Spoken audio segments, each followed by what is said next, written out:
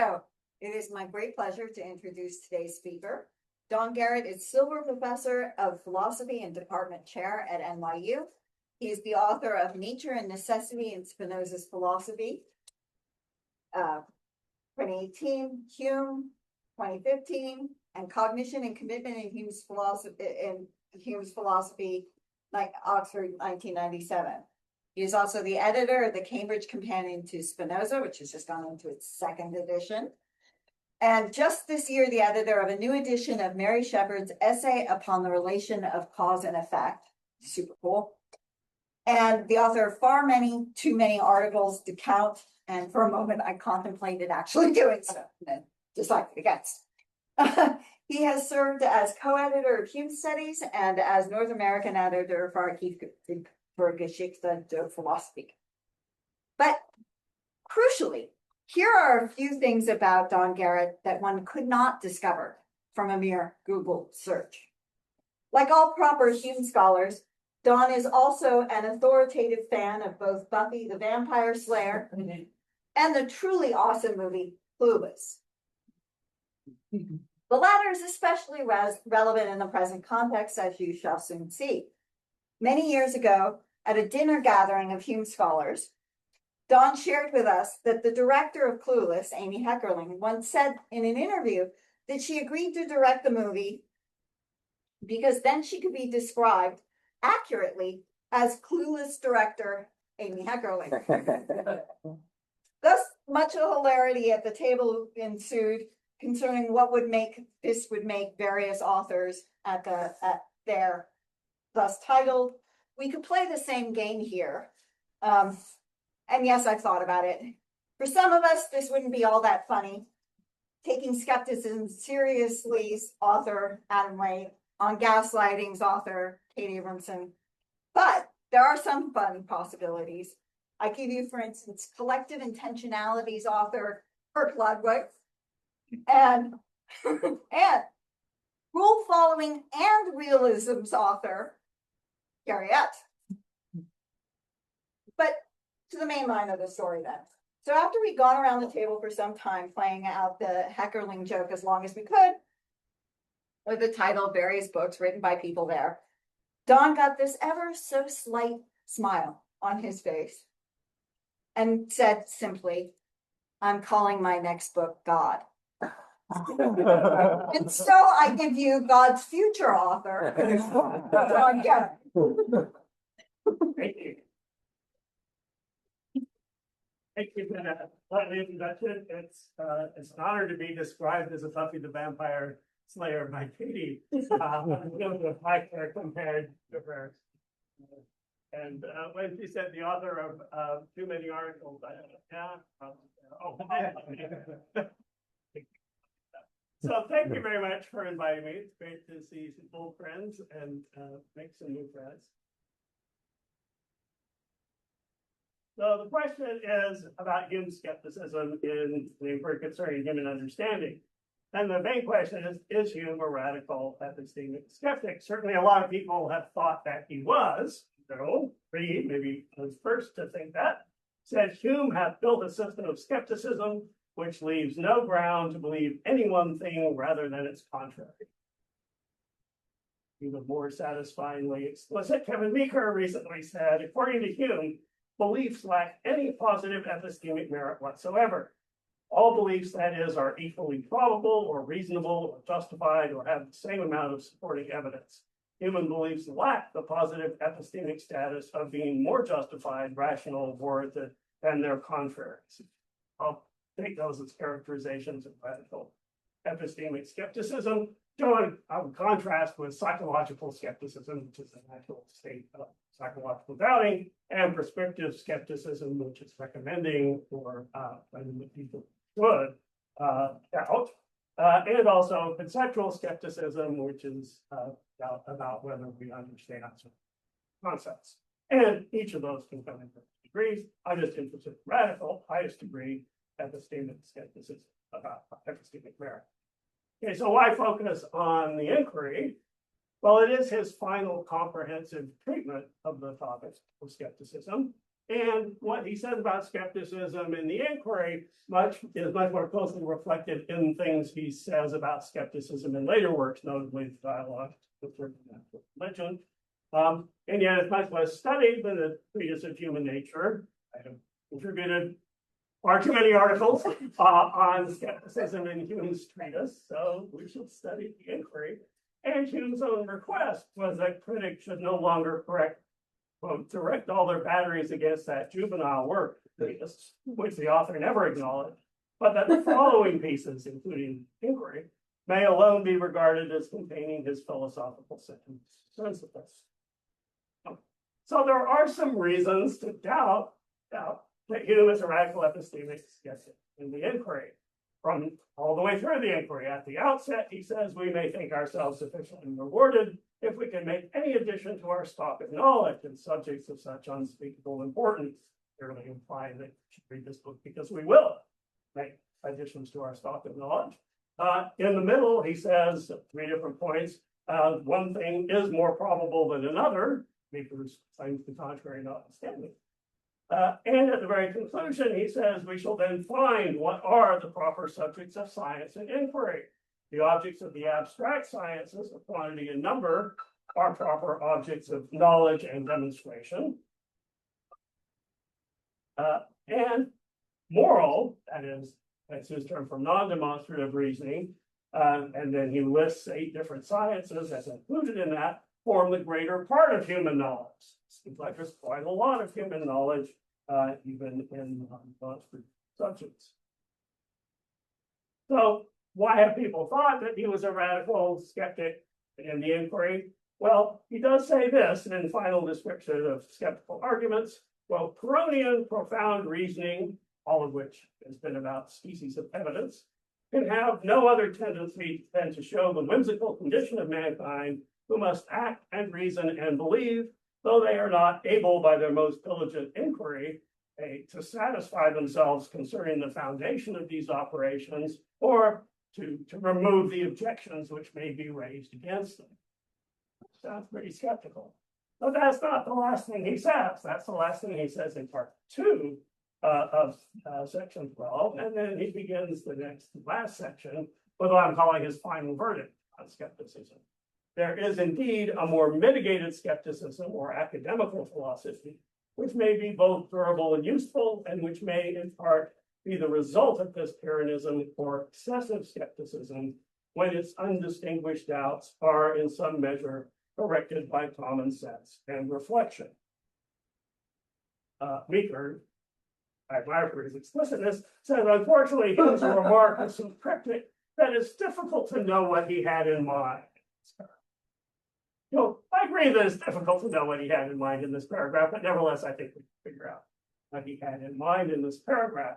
But there are 4 sort of key questions about this paragraph, which I should confess now the next hour will be devoted to understanding the meaning of this single paragraph, as sometimes happens in philosophy.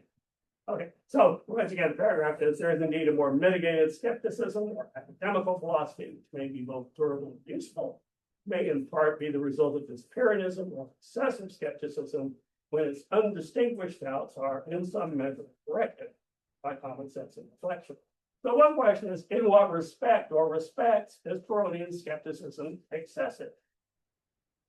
Second question, in what way or ways are Pyrrhonian skeptical doubts undistinguished? Third, in what measure do common sense and reflection correct Pyrrhonian skeptical doubts to produce mitigated skepticism? And finally, why is the mitigated skepticism that results in part from PYRRHONISM a correction of its doubts and not just an alteration of diminution? So here's the plan. I'll explain some main aspects of Hume's conception of 4 different phenomena that I think are essential to answering the 4 key questions. And that will consist of a number of theses about those phenomena, which we'll find out. So the first phenomenon is evidence. There's no theses about that, right? Correction, 4 theses about that. Skepticism, 8 theses about that. And common sense and reflection, 7 theses about that. Having laid all that out, will be in a position to answer the 4 key questions about Hume's final verdict, and then conclude that Hume is not a radical epistemic skeptic, but instead a mitigated epistemic skeptic in the first instance. So let me say some things about evidence. Evidence in the primary sense, again, is the property of evidentness, or being evident. That can be possessed by a proposition or an argument. Corresponding definitions from the OED, the quality or condition of being evident. Here it is, evidentness. Now obsolete, but citations up to 1882. Samuel Johnson's Dictionary of the English Language, the very first definition, the state of being evident. There it is. And as I said, it's said of propositions and arguments. So Hume says the truths demonstrated by Euclid, so Euclid was one, only by there, would forever retain their certainty and evidence. And although that book was published hundreds of years ago, I think they have. Most truths have retained their certainty and their evidence. And here's an example of arguments. The word power is here used in a loose and popular sense. The more accurate explication of it would give additional evidence to this argument. This argument would require additional evidence. Treatise uses this sense, I count, 58 times, and the Enquiry uses it 26 times. And this is the sense of evidence, the reason that's otherwise indicated. There is a secondary sense of evidence in human code. The secondary sense evident consists of facts, objects, or events, including testimony, that provide evidentness to propositions or arguments. Relevant definitions, OED, grounds for belief, facts or observations adduced to support the conclusion of the statement. Johnson's Dictionary, testimony, proof. Now in this sense, evidence is set of objects, events, testimony, facts, as in, you remarked that his auditors, someone providing testimony about a miracle, may not have and commonly have not sufficient judgment to canvass his evidence. Look at various facts, objects that are relevant. So evidence in the primary sense can be produced by evidence in the secondary sense.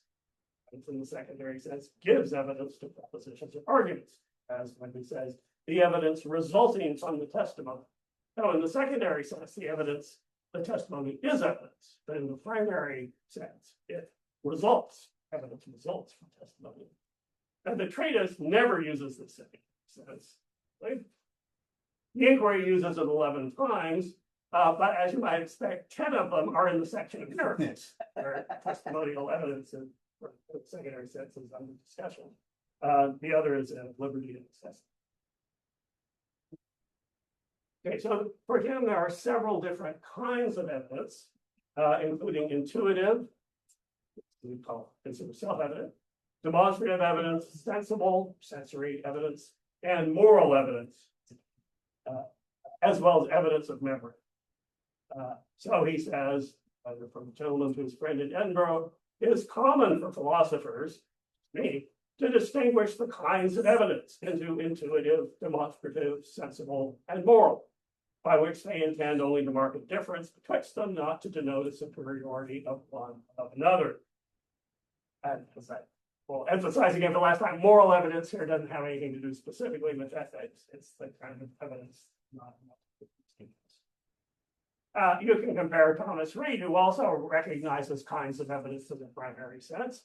Common occasions of life lead us to distinguish evidence into different kinds, to which we give names that are well understood, such as the evidence of sense, the evidence of memory, the evidence of consciousness, the evidence of testimony, the evidence of axioms, the evidence of reasoning, slightly different list, which is one kind of reasoning, but then also axioms and also consciousness. They seem to me to agree only in this, that they are all fitted by nature to produce belief in the human mind in various degrees. So there is a distinction between subjective evidence and objective evidence in the primary sense. It can be either objective, subjective and psychological, or objective and normative.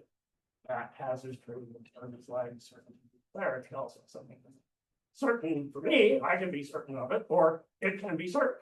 I can be certain, even though it's not certain. I can fail to be certain, even though it's certain. So here's an example of him talking about subjective psychological evidentness.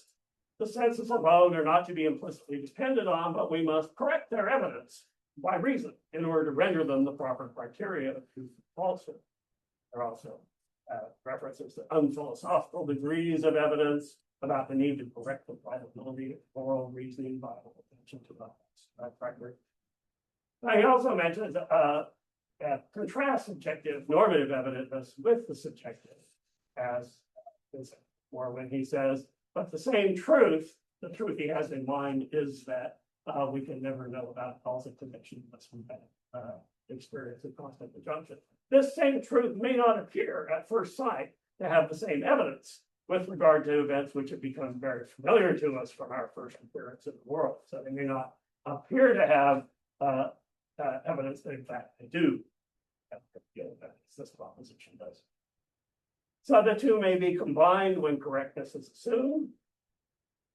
As when he says, the evidence resulting from the testimony admits of a diminution greater or less in proportion as the fact is more or less unusual. That's a context in which he's talking about someone operating properly. And so the subjective is objective. Okay, let's say a little more specifically about subjective moral, non-demonstrative reasoning evidence.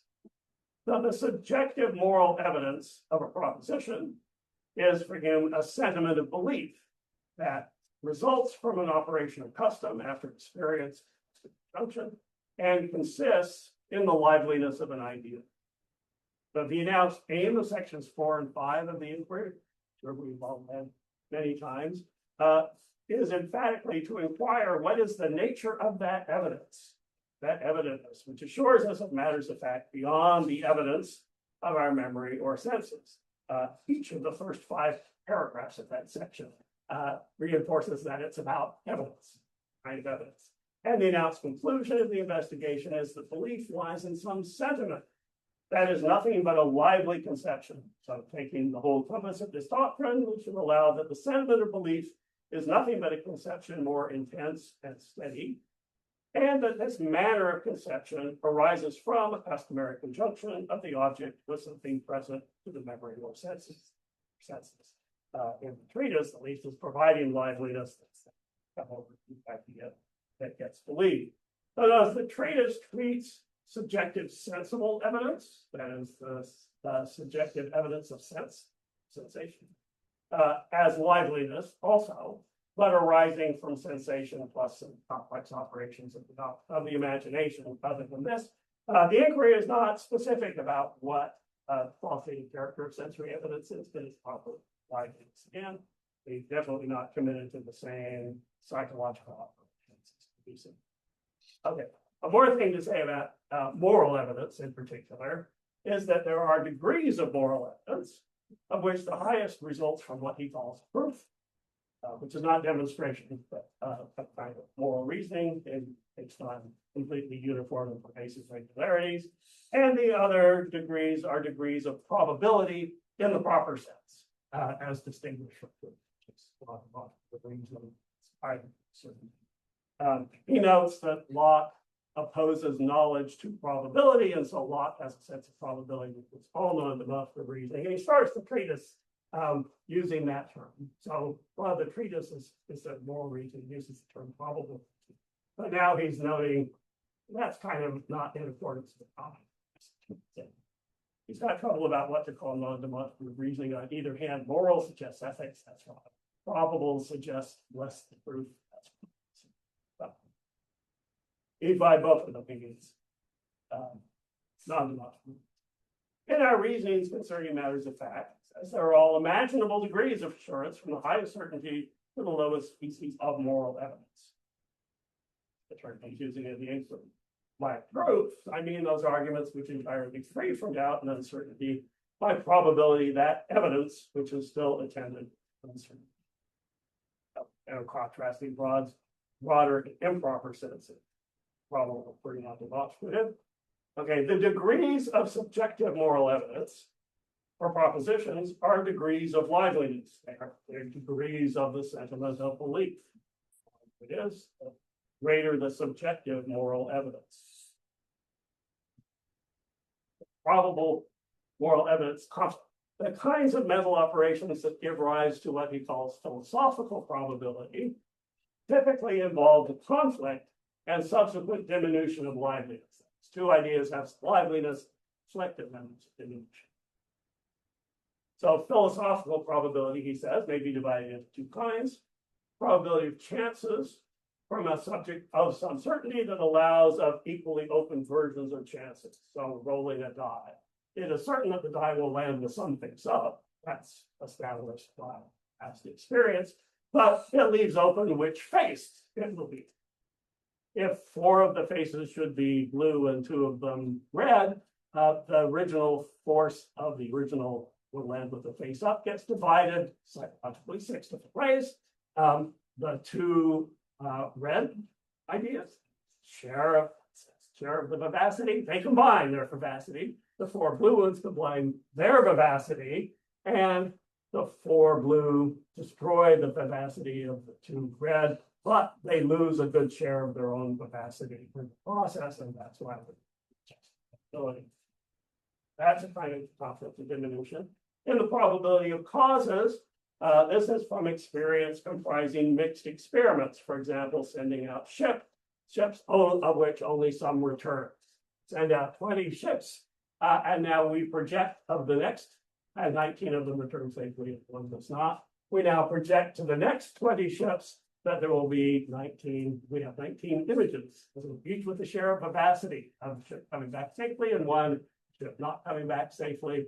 The one not coming back safely loses its vivacity in the combat, but it imposes some damage on the coming back safely before it goes. Okay, there is also what he calls unphilosophical probability or hypothetically.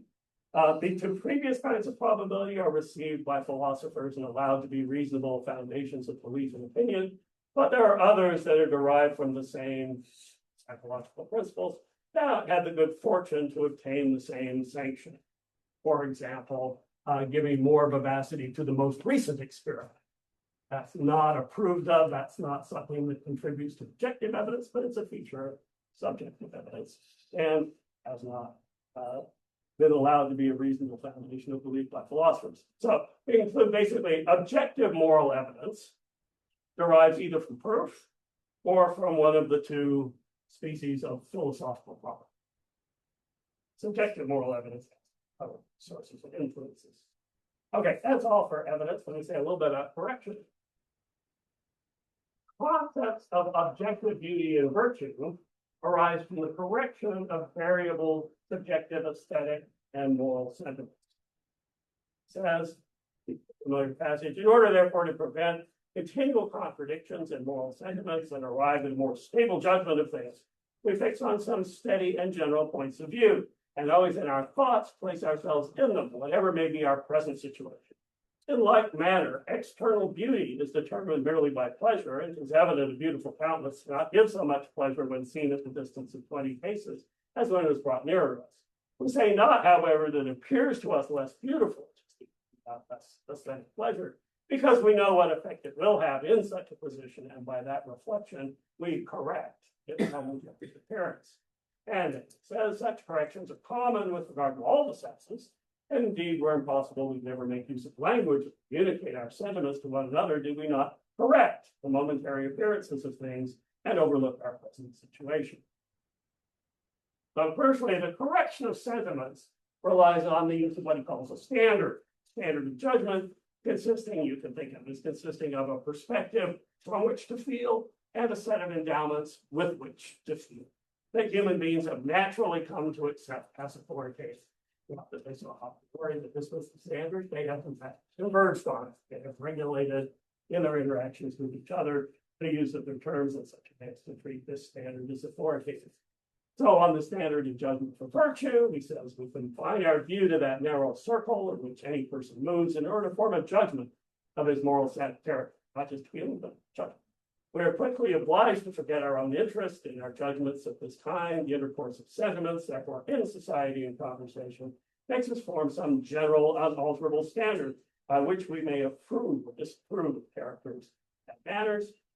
And although he didn't say as much about criticism, aesthetic criticism in the treatise as he originally intended to, he wrote an essay on the very topic of what is the standard of judgment for beauty. A true judge in the finer arts has strong sense, united sentiment, improved by practice, perfected by comparison, and cleared of all prejudice. The joint verdict of such, wherever they be found, is the true standard of taste of beauty. Okay, so why do we just talk about morals and aesthetics? It's because the concept of objective evidence arises from the correction of variable subjective evidence. So we saw sensible evidence, for example, the senses alone are not explicitly depended on. We must correct our evidence by reason, by considerations derived from the nature of the medium, the distance of the object, and the disposition of the organ in order to render them within their sphere, the proper criteria, proof of falsehood. Then he compares moral evidence directly as a sentiment to subjective, aesthetic, and moral feelings. So it is not solely in poetry and music we must follow our taste and sentiment, but likewise in philosophy. If I am convinced of any principle, there's only an idea which strikes more strongly upon that. If evidence is, when I give the preference to one set of arguments above another, I do nothing but decide from my feeling concerning the superiority of their influence. But in fact, it's not anything goes with these sentiments any more than anything goes with morals and aesthetic sentiments. We must, he says, correct these sentiments. Sometimes we have to correct them upwards.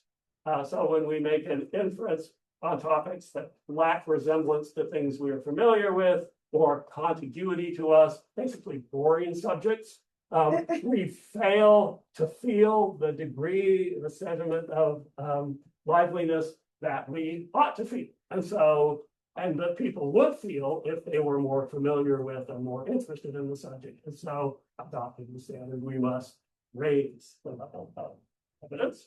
And sometimes, of course, we have to correct it downwards for unphilosophical general rules or other species of unphilosophical probability where we get too much liveliness, and we have to correct.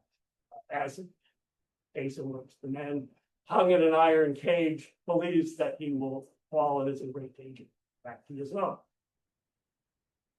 Okay, so the standard of judgment for evidence, standard of judgment for morals and aesthetics, I take it the standard of judgment for evidence is the wise man. The wise man is impartial, lacks prejudice, resists rash judgments while avoiding credulity and unphilosophical species of probability. Maybe worth looking at in some details. This quite well-known paragraph from the beginning of the section on miracles, where he's using the wise man as a standard of objective evidence. This paragraph is a little bit puzzling and yet exciting because he uses evidence in every possible way in the course of this paragraph. He uses the secondary sense, he uses the subjective primary sense, and then he uses the objective primary sense. So he says, a wise man, therefore, proportions his belief to the evidence. This is in the secondary sense. His degree of belief is proportional to the facts and the testimonies and the events that have been discovered. In such conclusions as are founded on an infallible experience, he expects the event for last degree of assurance, highest degree of assurance, and regards his past experience as full proof of the future existence of that event. In other cases, he proceeds with more caution.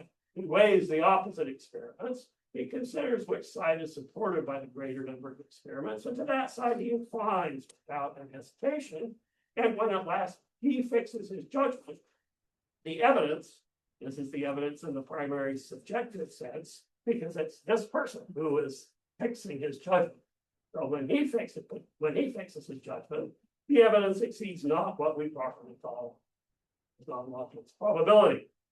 All probability then supposes an opposition of experiments and observations, where the one side is found to overbalance the other and to produce a degree of evidence, now in the primary objective subsets, proportion to the superior.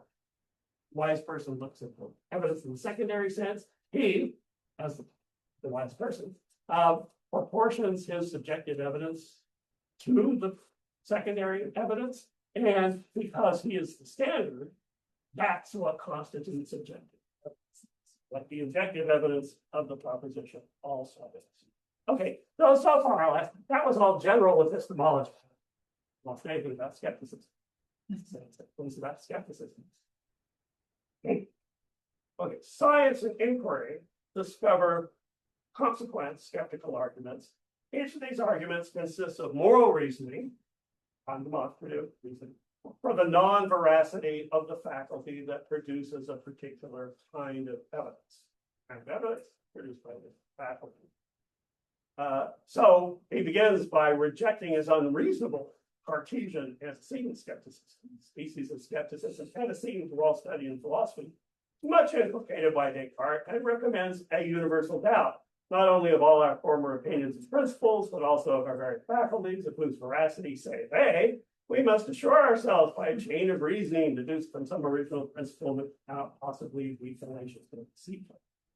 So he says, A, this can't be done, but B, it's unreasonable. There's no requirement that we should vindicate our faculties before we start. In contrast, there's another species of skepticism consequent to science and inquiry, not prior to it, when men are supposed to have discovered either, one, the absolute fallaciousness, deceitfulness of their mental faculties, or two, their unfitness to reach any fixed determination in all those curious subjects of speculation about which they are commonly employed. So those are two ways of lacking veracity, either deceitful, any false beliefs, or unable to reach any fixed determination at all. So,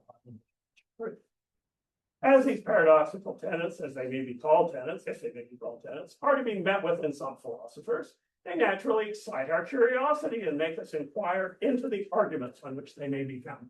That's what most of the rest of it's about. The inquiry into those arguments on which this kind of consequent skepticism acts the veracity of found. Okay, so at least one of those consequent skeptical arguments is meant to establish the unfitness of moral reasoning to reach any fixed determination about not everything, but about curious subjects of speculation not followed by. On the back, I listed these in were ME2s. The one against moral evidence, number 2. This is the skeptic justly insists that all our evidence for any matter of fact, which lies beyond the testimony of sense or memory, is derived entirely from the relation of cause and effect. It's something he proved in section 4, and that we have no other idea of this relation than that of two objects which have been frequently conjoined together. So our faculties are unable to reach any fixed determination about matters of fact that go beyond our experience. Examples: the origin of worlds. Worlds are produced by a single being, a being with mind and intentionality, or something else. The economy of the intellectual system or region of spirits, material things, the situation of nature from and to eternity. Topics about which we just cannot reach a resolution. Okay, there are many more probable arguments for the fallaciousness of various faculties. And each consequent skeptical argument for the fallaciousness of a faculty is an instance, I think, of probability rather than proof. But there are a lot of them. Talk about each of them. I will just list what they are. There are 3 against sensible evidence, meaning the evidence of sense. And this is the evidence for propositions that there are external bodies. It's not just about our own sense. The first is that there are many sense errors and illusions. I think that's a probability of causes kind of argument. There are many instances in which we have found that senses produce errors and illusions. Many times we've sent the ship out and not come back safely. Chances. So the natural direct form of belief in external bodies, that's direct realism, is refuted, he thinks, by moral reasoning. The size variability of the immediate objects of your perception is that even though the objects are changing, pressing your eyeball and making objects double, easy to do moral reasoning to refute what is nevertheless the natural form of our the evidence of propositions about external bodies. But then the philosophical representationalist form of the belief is not natural, results only from our need to hold on to the existence of bodies, even though the form in which we believe that has been refuted. Formally is not natural and carries no rational evidence. That means no demonstrative evidence and no moral reasoning in its favor, because the denial of it's not contradiction, not demonstrative. And moral reasoning all depends on constant conjunction, but we never experience both external objects and our own sensations caused by them. Okay, so that's a kind of probability of chances. Why? The example of the rolling of the die was a case in which you had a known cause and then 4 possible effects we know which. So it's subjective evidence among them.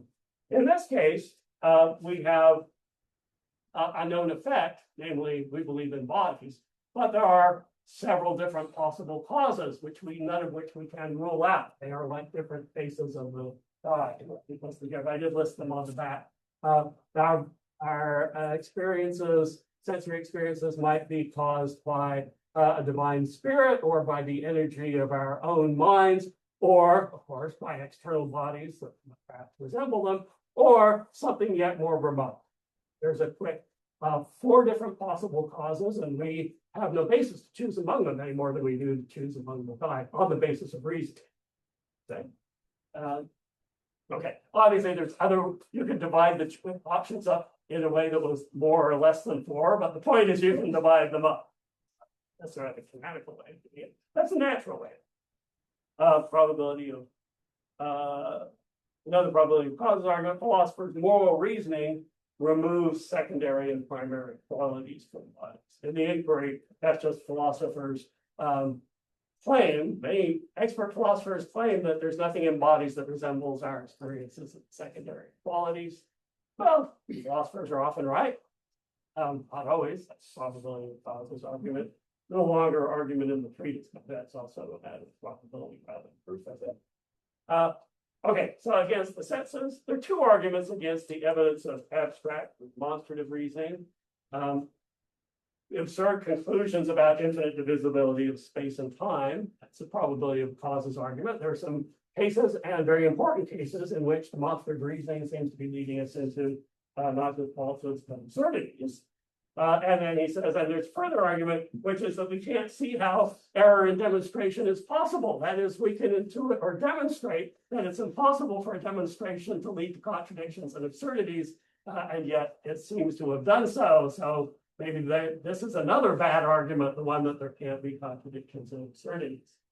Okay, against moral evidence, the first one is possibility of causes, conflicting opinions of people of different ages and situations.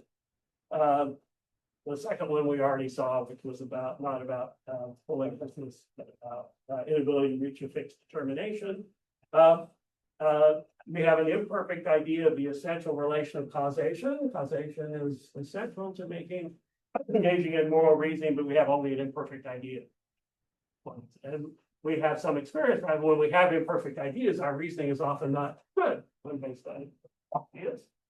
The fourth is the lack of any reasoning to establish the uniformity of nature. And that was what was established back in section 4, skeptical doubts concerning the operations of the understanding. And that also is a probability of chances argument. It's not that we were required antecedently by a priori epistemic principles to establish the reliability of moral reasoning before we can engage in it. That's what he just said we didn't have.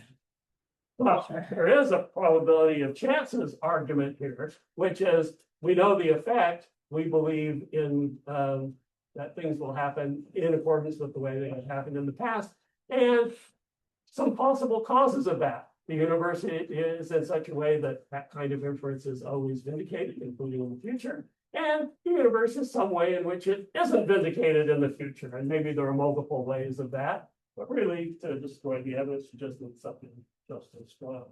So I take it that's an argument from the probability of chances. And then one more for the probability of causes. Moral evidence depends on the instinct of custom. That's the mechanism by which we get the vivacity to the conclusion. But instincts are often fallacious. Argument for the probability of causes. It's instinct, and many times it's not. Okay, so skeptical doubts result when first the subjective moral evidence of a skeptical argument's conclusion conflicts with and diminishes with the subjective evidence of a belief resulting from the faculty in question. So how skeptical doubts actually occur? There's subjective moral evidence for the skeptical conclusion.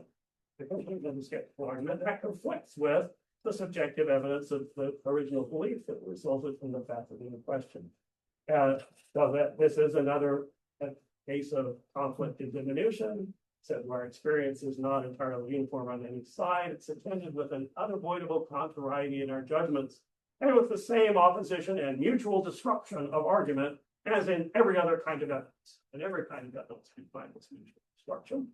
I take it from doubt is just the lack or loss of full subjective evidence that results from some kind of mental conflict.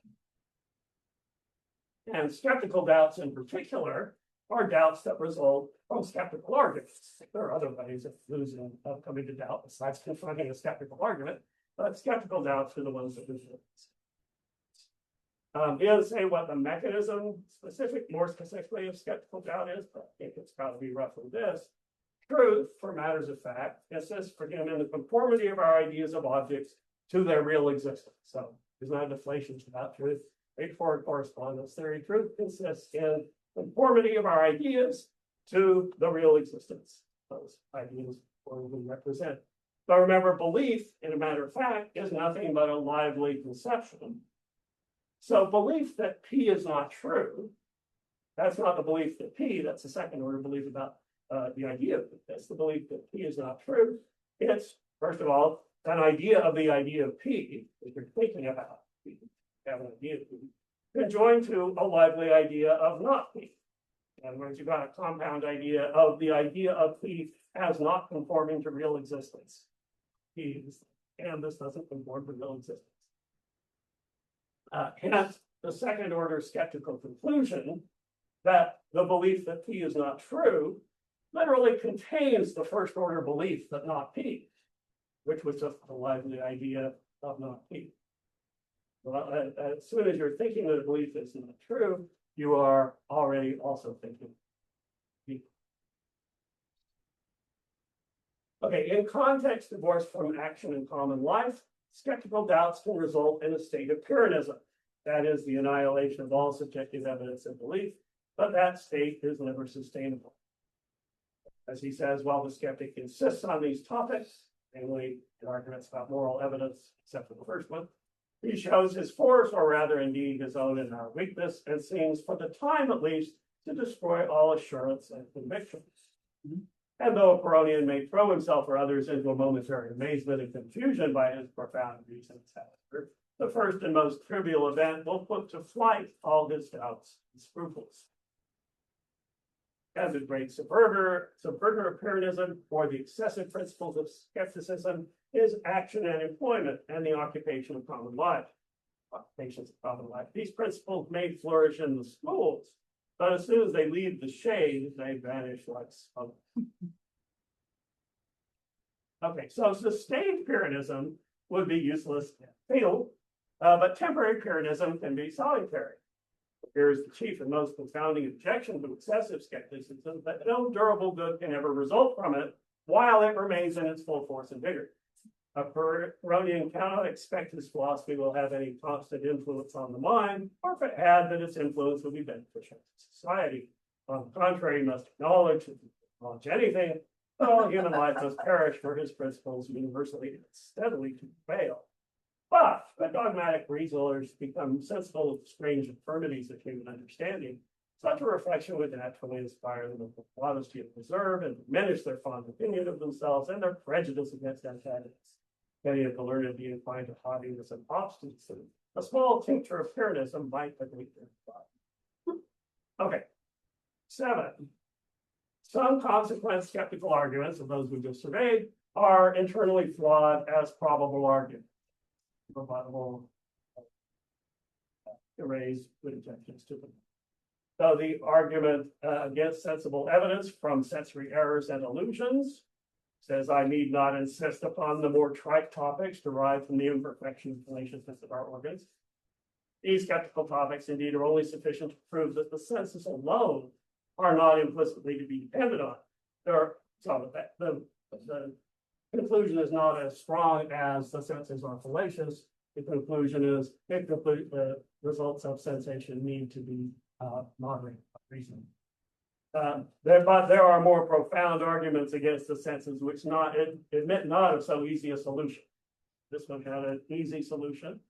The two arguments against demonstrative reasoning from absurd conclusions about infinite divisibility and the impossibility of demonstrative error, he presents those as very strong, and then in a footnote it says, it seems to me not impossible to avoid these absurdities and contradictions if it be admitted that there is no such thing as abstract or general ideas. Should be admitted. He always thought he had a solution to the problems of infinite divisibility, and nobody ever backed him up on this. So he's got out in a footnote, but he still believes in it. He had an essay that he suppressed, a copy of the Metaphysical Principles of Geometry. He was later defending the solution as a mathematician. Okay, but he still thinks that if you understand that there's no such thing as abstract or general ideas, then you'll see we must be reasoning on particular ideas, and that when our ideas are extremely small, and hence in extremely small things, the basic Euclidean axioms no longer hold exact. So the arguments the mathematicians are using are generally good, but not universally. Arguments, argument MU1 against moral evidence from conflicting opinions, since this is the weak. Any popular objections derived from this must be insufficient to destroy that evidence. The evidence being moral evidence. One reason for that is it's involved in common life. Another reason is that it can be corrected in a way that sensory conclusions can also be corrected.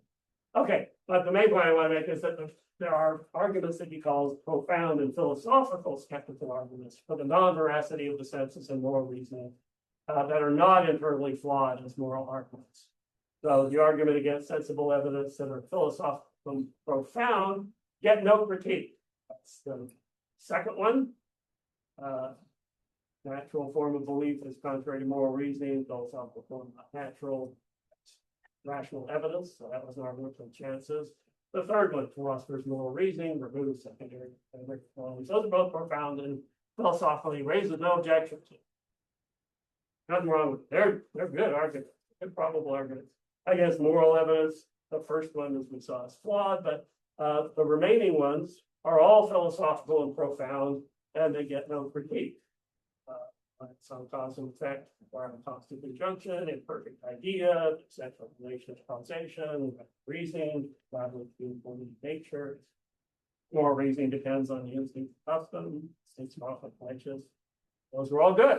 Hence, concludes, PYRRHONIan profound reasonings can have no other tendency than to show the whimsical condition of mankind, who must act and reason and believe, though they are not able by their most diligent inquiry either to satisfy themselves concerning the foundation of those operations, that maybe is most relevant to the arguments from chances, or to remove the objections which may be raised against them, naturally suggests the arguments from causes. Okay, so much about skepticism. So those arguments are not bad arguments. That doesn't mean to say that they can't be opposed by other arguments, but they are not intrinsically flawed. Okay, so common sense and reflection. Common sense is the capacity for him to use human faculties in ways that are simple enough to produce those beliefs that are normally common to almost all of mankind. But that's contrary to the way that Beatty am I getting so many notifications? Okay, so Beatty, we all agree, he contrasts common sense with reasoning.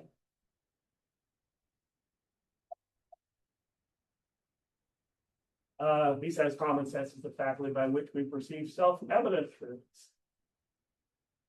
And the OED has a philosophical sense, historical with reference to 18th century Scottish philosophy, the capacity to recognize certain things as self-evident.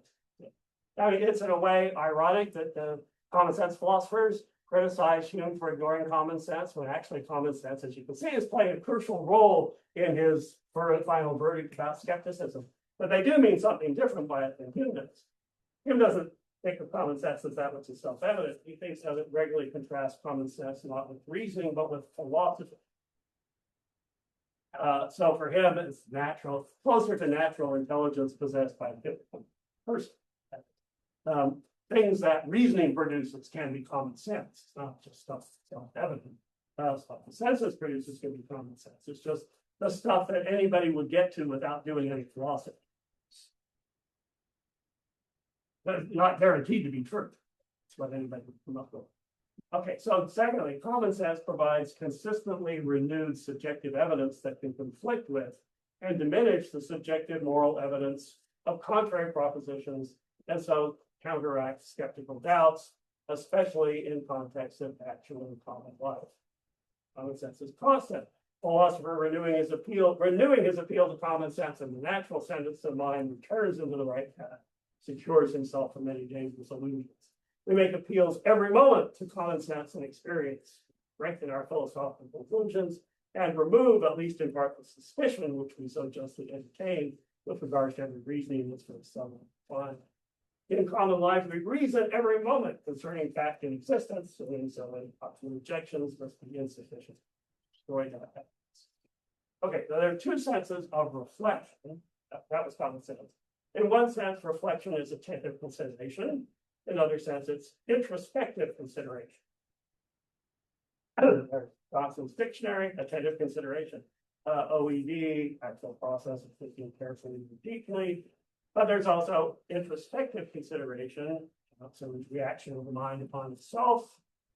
It's an upper level. OED, philosophy and psychology, process or faculty by which the mind observes and examines its own experiences and emotions. Intelligence, self-awareness, introspection. And of course, the same mental episode can be reflection in both senses, being attentive and also directed action to itself. So reflection plays an essential role in the correction of aesthetic and moral sentiments by appeal to a standard. This is where Hume says that. In many places he said, we say not, however, that if something appears to us less beautiful because we know what effect it will have. And by that reflection, we correct momentary appearance. Many orders of beauty, a false relish may frequently be corrected by argument and reflection. Senses, by this reflection, we correct those sentiments of blame which so naturally arise upon any opposition. We blame equally a bad action when near or far, the meaning of which is we know from reflection that the former action has strong sentiments of disapprobation, as the latter were placed in the same position. But still, we know here, as in all the senses, to correct these inequalities by reflection in the general standard by sense. Okay, so the further point to make is that reflections, both senses play an essential role in the correction of evidence as well by appeal to standard. So we may correct this propensity, the species of unphilosophical probability, by a reflection in the nature of those circumstances.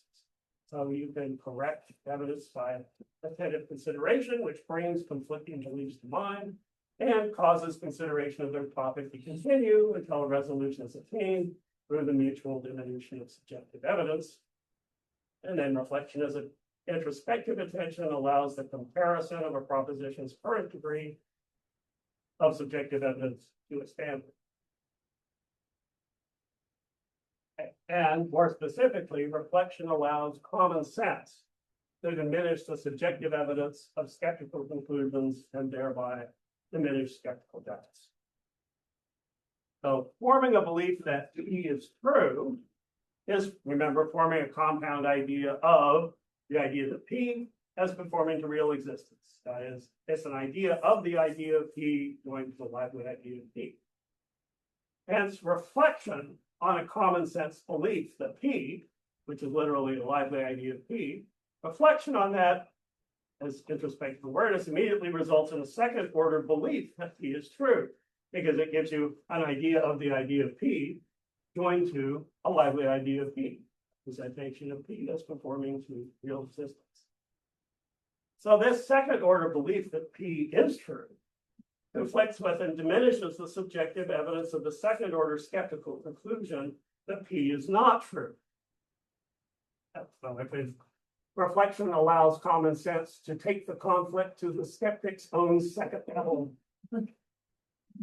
conclusions. Now, the diminution of subjective evidence of the second order skeptical conclusion then lessens that conclusion's force against the subjective evidence of first order common sense beliefs thereby diminishing skeptical capital. That was very helpful. Here's a little chart, which is also in fact. So we start at one with common sense, providing continuing evidence for the senses and moral reasoning, and so we get first order beliefs like there are tables outside the mind. The sun will come up tomorrow. But then we engage in moral reasoning of science and inquiry and get consequent skeptical arguments. We arrive at skeptical conclusions, which of course have their own moral evidence, products of moral reasoning, but the senses and moral reasoning are fallacious. This gives us second order beliefs that at least it's not true that there are tables outside the mind. And probably it's not true that the sun will come up tomorrow. Those second order beliefs, as we saw, conflict and diminish the first order beliefs that there are tables outside the mind and the sun tomorrow. They include within them the belief that tables are not outside the mind, the sun will come up tomorrow. So far, things are looking bad for the forces of common sense, but remember, common sense provides continuing evidence from the senses and moral reasoning and continues to feed evidence into these first order beliefs. Reflecting on those first order beliefs, as we just said, results in the belief that it's true that there are tables outside the mind. That's not just there are tables outside the mind. It is true that there are tables outside the mind. It's true that the sun will come up tomorrow. And that second order conflict conflicts with these second order skeptical conclusions and diminishes their force. Once we diminish the force of these second order skeptical conclusions, they have less force to exert against the first order skeptical conclusions. And so the second order diminution diminishes the first order doubt. So that's not only entirely destroy it, but it diminishes it. Things are looking a little better for common sense. One more thing, though, reflection on skeptical conclusions concerning moral reasoning diminishes the subjective evidence of those very conclusions, and thereby further diminishes skeptical doubts.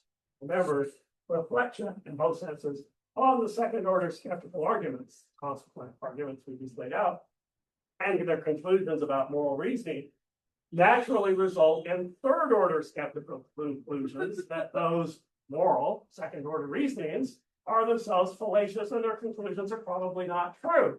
The conclusion of the second order argument that conclusions of moral reasoning are probably not true, but those are examples of moral reasoning, so their conclusions are probably not true. These third order skeptical reasonings further diminish the subjective force of the second order skeptical conclusions, and hence also their force against the subjective evidence of first order common sense beliefs. So, as it were, the second order skeptical conclusions are being attacked from below and also from above. I take it that he recognizes this feature, that he says the conclusions of consequent skeptical arguments are paradoxical tenets, that they may be called tenets. Seems a very extravagant attempt of the skeptic to destroy reason by argument and ratiocination. A true skeptic will be diffident of his philosophical doubts as well as of his philosophical conviction. Of course, there are also higher levels of argument that people think is practical. You lose your ability to get subjective evidence. Higher levels. Okay, so here's Hume's final verdict. There's indeed a more mitigated skepticism or academical philosophy, which may be both durable and useful, which may in part be the result of this Pyrrhonism or excessive skepticism, when its undistinguished doubts are in some measure corrected by common sense and reflection. That's how common sense and reflection are attacking skeptical doubts. And he says, character of Philo echoes that in the dialogues where he says all skeptics pretend that if reason be considered in an abstract view, it furnishes invincible arguments against itself, and if it can never retain any conviction or assurance on any subject, were not the skeptical reasoning so refined and subtle that they are not able to counterpoint the more solid and more natural arguments derived from the senses and experience. Here, Philo is distinguishing the two senses of common sense, the senses and moral reasoning, experience. From which reflection is then able to derive arguments. Okay, I promise at some point we'll be ready to answer the four key questions. Okay, the first one: in what effect is Pyrrhonian skepticism excessive? Okay, I think it's evidentially excessive. That is, it diminishes the subjective evidence of propositions to a degree below what is objectively correct. It diminishes subjective evidence too much beyond what would be objectively. And if it were, of course, if it were sustained, it would also be pragmatically excessive. Because Pyrrhonian skepticism would diminish the subjective evidence of propositions beyond what is useful or safe. It's probably natural for someone to object. No, he doesn't mean that it's evidentially excessive. He just means that it's pragmatically excessive. 5 reasons. I think you can't say only that Pyrrhonian skepticism was pragmatically excessive and not also evidentially excessive. First, all Pyrrhonian skepticism is derived as excessive, but temporary Pyrrhonism, which is the only time it ever actually occurred, is beneficial, does not harmful. Secondly, he says it's a chief objection against excessive skepticism that it is dangerous. It's sustained. It would be very odd to, if excessive skepticism meant dangerous skepticism, it would be very odd to say the chief objection against dangerous skepticism is that it's sometimes dangerous. It seems to mean something else by excessive. And indeed, he introduces the term excessive before he talks about consequences, right after he's been saying that certain argument is too weak to destroy evidence. Belief that Pyrrhonism is pragmatically excessive depends on some moral reasoning about its danger. But if Pyrrhonism is not evidentially excessive, then those very reasonings lack any objective evidence. And the belief in the dangers is not probably true. So claiming that it's pragmatically excessive presupposes that it's also excessive. If Pyrrhonism is not evidentially excessive, then its total doubt-inducing moral conclusions themselves can't have any objective evidence. But that would entail that it is evidentially excessive. With self-contradiction. So it's not evidentially excessive, given that it produces total doubt. Most importantly, though, Hume follows his final verdict by proposing that we can now determine the proper objects of knowledge. Having arrived at this final verdict, now we can find what the proper objects of knowledge are. First, he's still listed as classified. That would be exactly what we are not now in a position to do if he had concluded that Pyrrhonian skepticism is subjective correct. Okay, so undistinguished doubts. In what way or ways are Pyrrhonian skeptical doubts undistinguished? Well, they might be undistinguished insofar as no distinction of degree is made among them if they are all total doubts, at least when combined.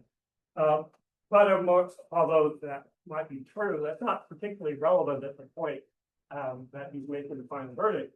Of more immediate relevance, they are undistinguished insofar as they are not elevated in authority above other influences on belief, such as common sense via reflection.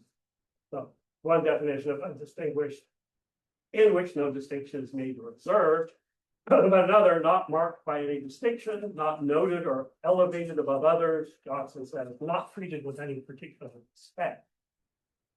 Okay, I take it here, the idea is, although these are doubts, and there's nothing wrong with them, since the arguments that supported them were perfectly good arguments, they're probable arguments, which can always be opposed by other probable arguments. I argue that this horse I'm betting on is likely to win because it has a good track record, especially in the rain, which is going to be rainy today. You might say, that's a good argument.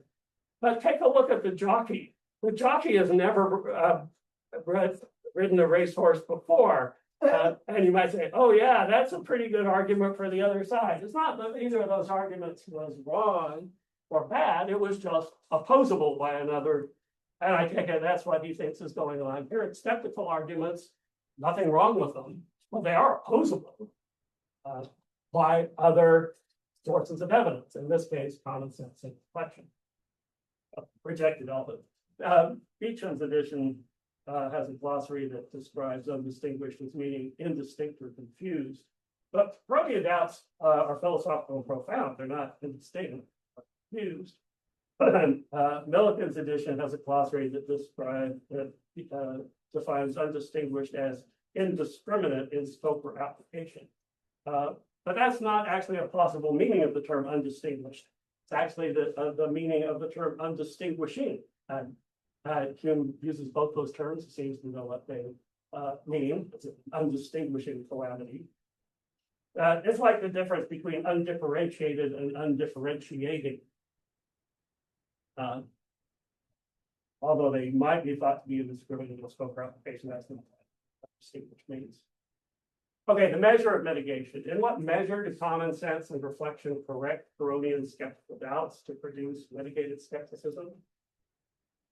They correct Pyrrhonian skeptical doubts by restoring most belief, while still retaining some diminution of its degree and a limitation of its scope. To limitate the diminution of degree, in general, there's a degree of doubt and caution and modesty, which in all kinds of scrutiny and decision ought forever to accompany a just reasoner. Limitation of scope, a correct judgment avoids all distant and high inquiries, confines itself to common life, and to such subjects as fall into daily practice and experience. As curious subjects of speculation, these are beyond fixed determination by understanding. Should not conclude anything about them. Also, beliefs about these subjects lack immersion and action in common life, so they're not reinforced against skeptical doubts by common sense reflection. Okay, final question. Why is the mitigated skepticism that results in part from Pyrrhonism, why is this a correction of its doubts?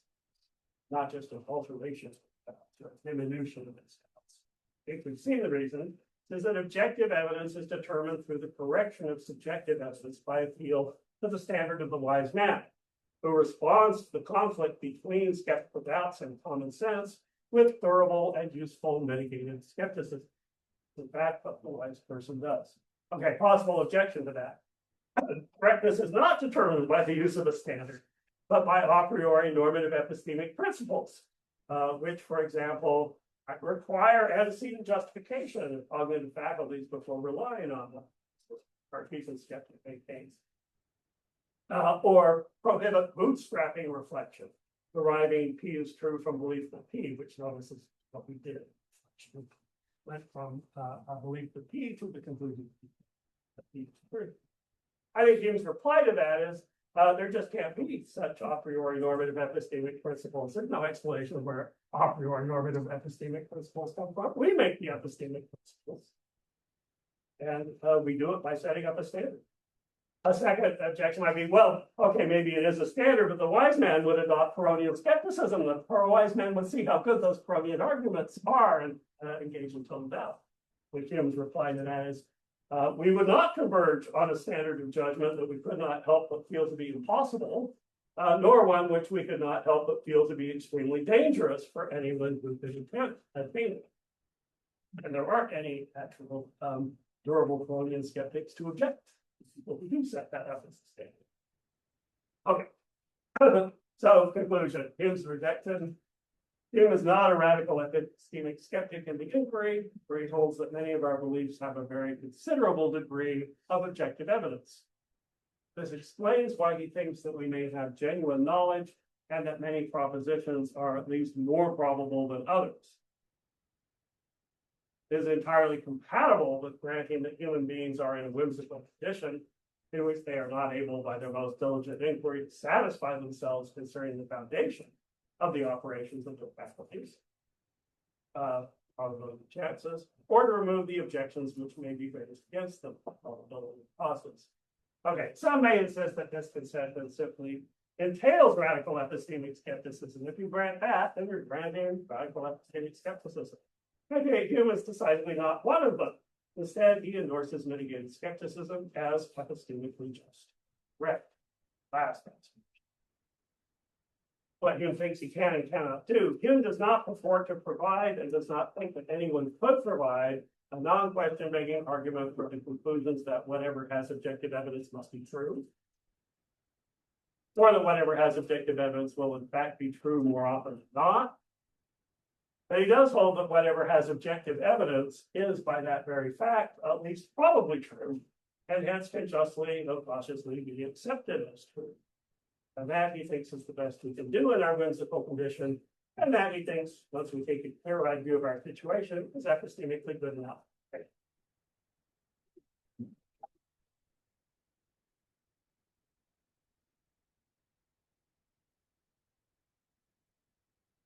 Okay, we are going to take our usual 3-minute bathroom break and then have Q&A.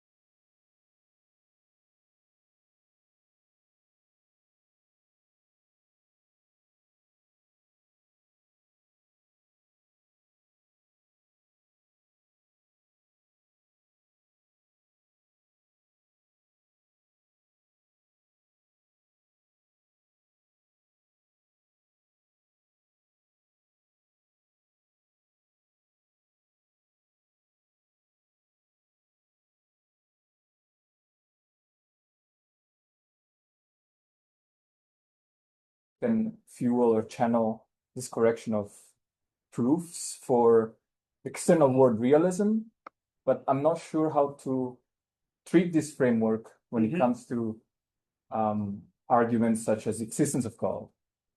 Is that wouldn't that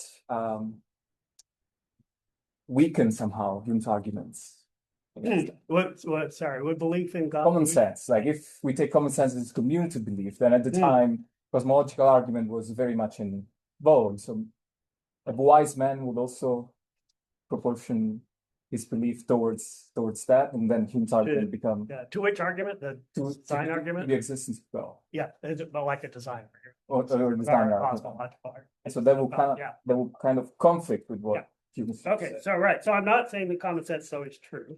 I did define common sense on Hume's behalf as what everyone or almost everyone will come to as the result of the use of their faculties. So the first part of that is any of their faculties.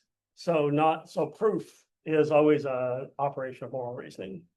But simple results of demonstration are also common sense. Simple mathematical truths, common sense. Anybody can get to those, even though there's not a proof for them, there is demonstration for them. Secondly, and crucially, common sense also provides beliefs of the senses that are not result of moral reasoning. Like there's a red chair there. Okay, so that's also included in. But now the interesting question is, how does that stand with respect to common sense with respect to moral reasoning? I think there are some proofs that are not common sense because they're sufficiently complicated that people will not get to them by ordinary use of their faculties. And maybe some things of very high probability also get to count as common sense. At least that they are highly probable might be regarded as common sense. So I think what he's saying, I said it. When something that people have come to, almost everyone come to the use of their faculties. The fact that some people don't in various different times and places, a significant number of people don't, counts against its being common sense, but rather a result of philosophy. It's an particularly interesting question. So he does specifically describe the principle that every beginning of existence has a cause, has common sense. And he believes that. He thinks everybody can see that whatever has a beginning of existence has a cause. The trickier question is whether the belief that the universe had an intelligent cause is a matter of common sense or not. He thinks that it's an operation of our faculties. It's not a good operation. It's not an objective operation of analogical or probable reasoning, the natural explanation for it. And indeed, he takes the line that if everybody feels a certain degree of evidence in it, then potentially the standard of judgment does also. I think that dialogues has this lovely feature where it's about arguments from analogy and then gives an analogy about arguments from analogy. It says how in works of art, there are some things that everybody likes, even though they violate the rules. Well, if everybody likes them, then presumably the true judge likes them also. And the problem is with the rules, not with the true judge.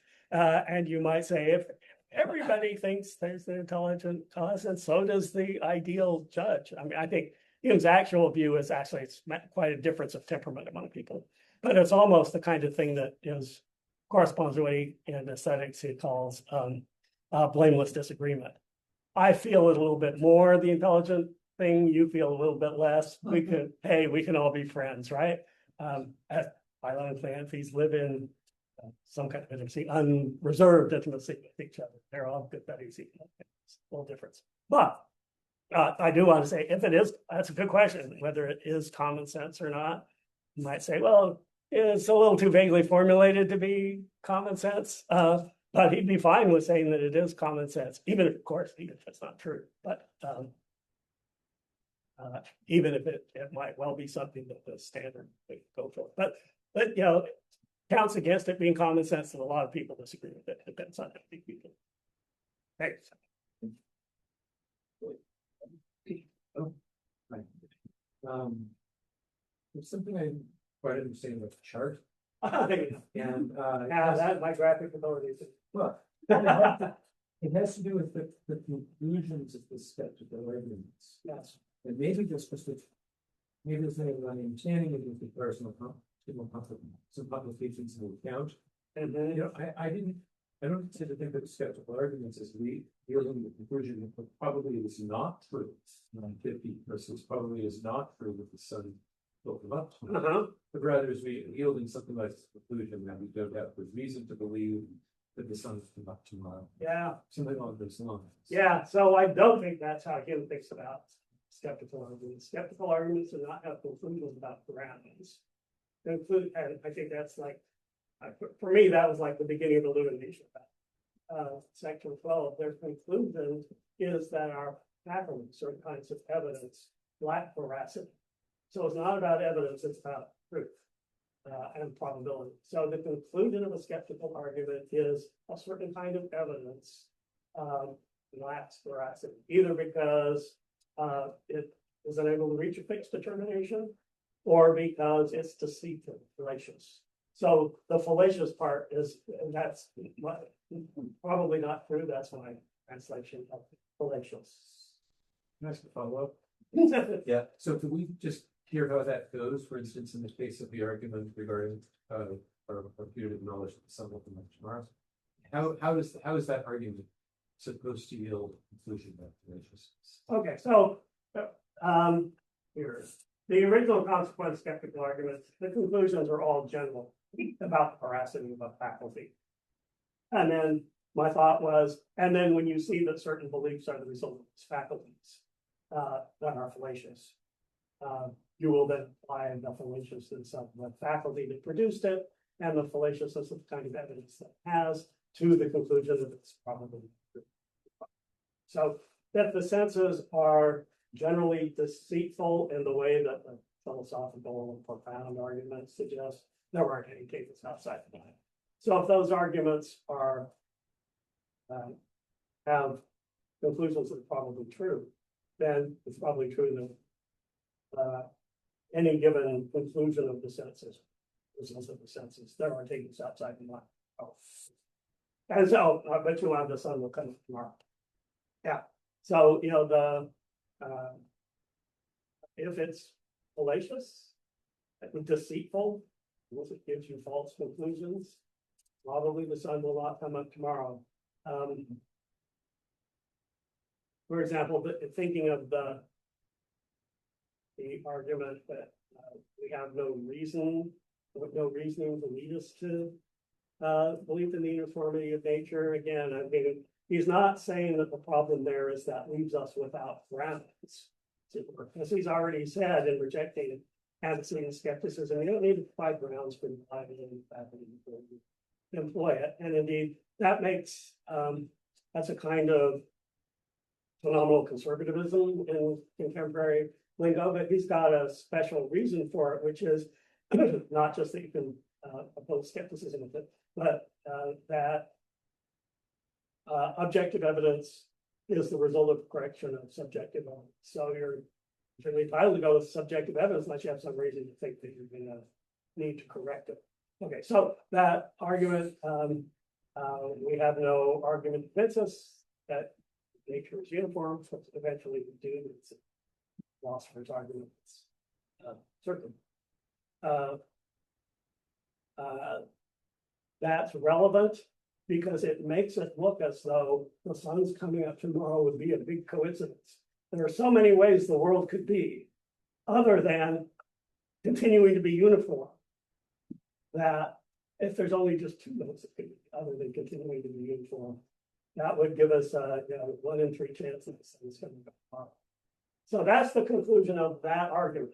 Now, of course, that argument is going to be opposed by other considerations, and that's not the only thing to say about the sun coming up tomorrow. But so far as that skeptical argument goes, it has the conclusion that moral evidence is fallacious. Actually, produces moral evidence is fallacious. And so, I mean, there's still room for some of its conclusions to be accidentally correct. Even the most deceitful person sometimes says something true, but mostly it's. So the probably was in there as a way of waving at the thought that saying it's deceitful doesn't mean it's. And I mean, I think the probability of causes arguments are not necessarily, I mean, I personally don't think that any one of them by themselves is enough to get you to probably not true. So more reasoning depends on an instinct, and instincts are often misleading. Okay, well, instincts are often not misleading too. So like, how strong a deal is that? I think his thought is, you got these arguments, you put all the profound and philosophical ones together, and you've got something that's counting really against the probable truth of the prophets, of the beliefs that from that whole thing. Yeah, I mean, I should have said that, but I think some of those arguments are stronger than others, and really some of them are stronger than others. In a way, the probability of chances ones are stronger in a way. They, taking them seriously, they definitely give you more chances against the truth than they do chances for the truth. Maybe against them, maybe is that it's a little more arbitrary how you're going to carve up the probability space, how you carve up the chances. It's less natural than in the ice case, but still, that's actually going to happen. Yeah, that's something. That's a follow-up. It is kind of follow-up. I also thought that must be a mistake in the chart. Evidently, it's not. So if we look at the arguments against sensible evidence you have on the back of the handout, and look at, say, SE2, the natural direct realist form of belief in external bodies refuted by moral reason. Belief in external bodies. Yeah. But philosophical form of belief is not natural. There is no rational evidence. There are multiple ways in which our expressions may be caused by external objects, by the energy mind itself, by some visible unknown spirit, by some other cause known to us. But that doesn't pick out any of them as the right or the wrong one. No. And you can't even conclude that the chances over the infinite number of possibilities is even. So you don't get any probability attached to any of them either, because that would be know something on the basis of senses about the structure of the world. So it seems to me the form of the argument just leaves us, at sea with respect to what the truth is. Not that the things we believe are in fact false, only that we have no way of determining on the basis of senses whether they're true or false or anything else. Well, so Hume just sees his argument, and then he's just a numbskull, and he thinks, oh, so that shows that in fact our beliefs are false. Because that would be stupid. Well, I don't know. He doesn't believe that our beliefs are false, so he doesn't think that shows that our beliefs are false. He thinks it's a good probable argument that our beliefs are false. There's nothing here that would show they're probably false. Well, so I think we agree that in the case where you're rolling a die and it's going to land with one face up or another, and 4 of them are blue and 2 of them are yellow, and we don't know anything else, it's more probable that the blue one will come up for the red one. Okay. So he's saying this argument has the same form as that.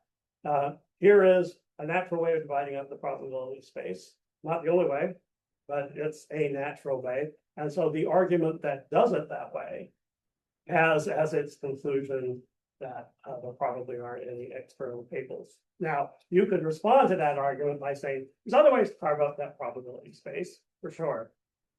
Wow. Maybe there are ways of doing it that will put more chances on the side of there being a table than there not being a table. But that's not the response that he gives to it. That's not what he thinks the Pyrrhonian reflection is. He is sufficiently moved by that argument. And I think it's not that he thinks that there's even an a priori theory of probability, which he might succeed or fail at bringing to bear, rather than normative probability theory is a refinement of our natural reactions and our ways are gonna spaces. It's the way the wise person would do it. So it would be an interesting, different response to say, don't carve it up that way, carve it up another way. I think his view is, if you're looking at it this way, if you're noticing that there's really no probable argument for our sense perceptions being caused by external objects that resemble them because of the way he's thinking about it, sense perception would be, then this is a very plausible way of looking at it. There are other, we could do it with 3 or 5 or 10, but the most naturally appealing ones are likely to be the ones on which there are more ways of our judgments not being correct than there are ways of our judgments being correct. I mean, you could, Suppose you did have an indifference principle, and you don't know anything else to say, we'll just spread the probability.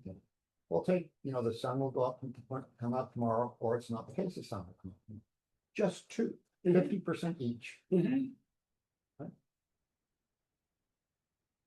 There are many different ways of carving up. there are many different ways. I agree. There are many different ways. And There are you many can different see, ways by of carving up that way, it's 50-50. There are many different ways of carving. I don't think we're disagreeing here.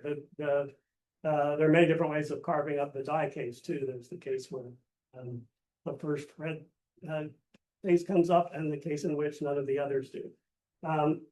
So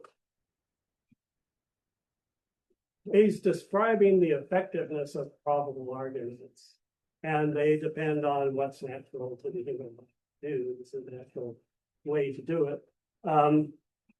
Further argumentation about how we should regiment the division of probability space is highly relevant to science, but kind of downstream from this particular line of thought, unless we think our ideal judge has also developed a number of other interesting principles. But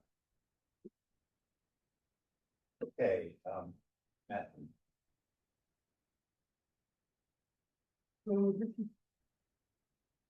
Well, I started with this question back at the now, how did Hume or philosophers understand the skepticism? And I'm asking this because I'm not seeing why it's pragmatically assessed.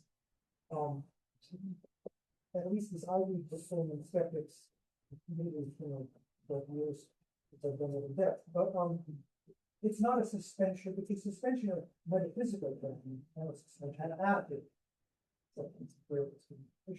So they're acting on custom, they're acting on scene, they're all doing the skeptical. So I just wanted to ask this, does Hume think that there's no way of acting in the world without having that? so I would say, without having a belief, and he's resisting the belief going along with the appearance of distinction. But I was going to answer your original question: how does Hume understand pyrrhonism? But by the way, that's a little bit unfair to. So he thinks what he thinks of as pyrrhonism, what he means by pyrrhonism. I'm like, he's read sextism, but he never identifies sex as a pyrrhonism. So his ideal Pyrrhonist is Pyrrho, the guy who fell into ditches and had to be. So he cites Sextus 3 times in his works, never for an epistemological claim, but only just an authority about the ancient world. Like, Sextus says this happened. Okay, Sextus says it.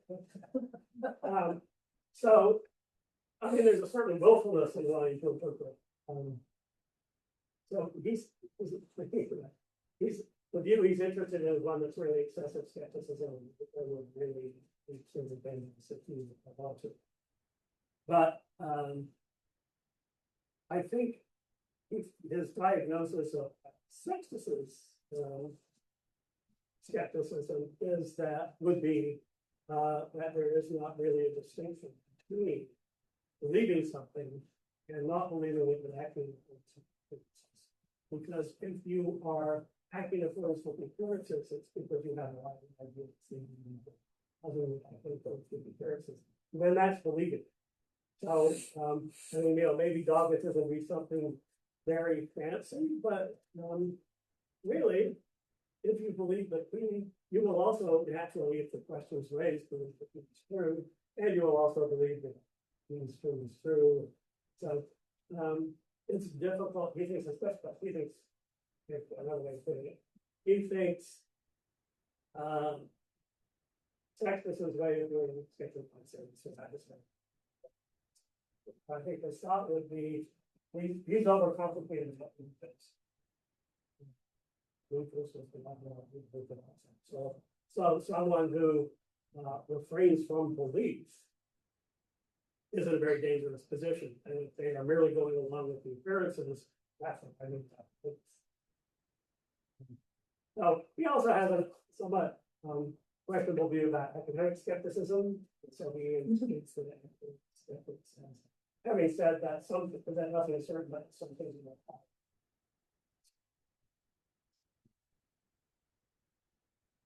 And well, some things are questions like should be possible. I think that's why he's willing to say that he is a skeptic.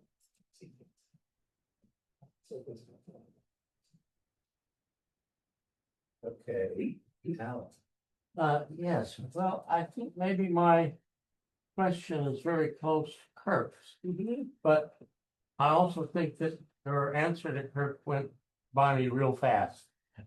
And so, let me try it again, maybe with a little different example. If I look at all of the arguments against moral evidence, except ME1 probably, ME2 through ME5, they all look to me like things you can find almost verbatim in Hume. In Hume? Yeah, I mean, I'm sorry, I took from verbatim. yeah, right, okay. And, okay, and it seems to me a natural reaction to these is that if these claims are correct, then everything we take to have to, everything we take as evidence for any claim that we might make that go what beyond sense and memory is worthless. It kind of cuts them off at the knees. I mean, there isn't anything left of any evidence. And boy, doesn't that look like a good argument for PYRRHONIStic skepticism? Yeah. Yeah. So there must be something. How can PYRRHONIStic skepticism be evidentially excessive then? So I guess the answer to that is objective evidence is the result of the correction of subjective evidence. And that's why